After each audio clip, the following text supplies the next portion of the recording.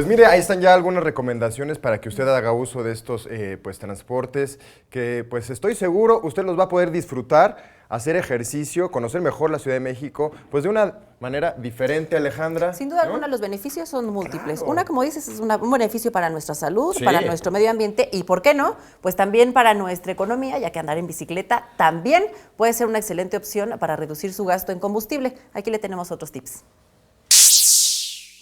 Trato de no usarlo todo el día, ¿sí? Aunque es mi medio de moverme, pero trato de no gastar.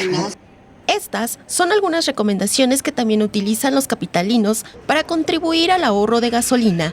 De acuerdo a Petróleos Mexicanos y el gobierno federal, son 160,000 barriles los que se destinan para el Valle de México. La demanda de este combustible es cada vez mayor. Quienes cuentan con un automóvil muchas veces se ve afectada su economía y buscan alternativas para ahorrar gasolina.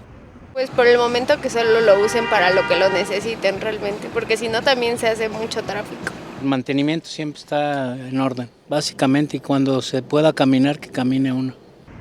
Algunos consejos para ahorrar gasolina son: buscar las mejores rutas para no gastar combustible, quitar el mayor peso posible de la cajuela, viajar en coche compartido, reducir la presión de llantas y frenar con motor.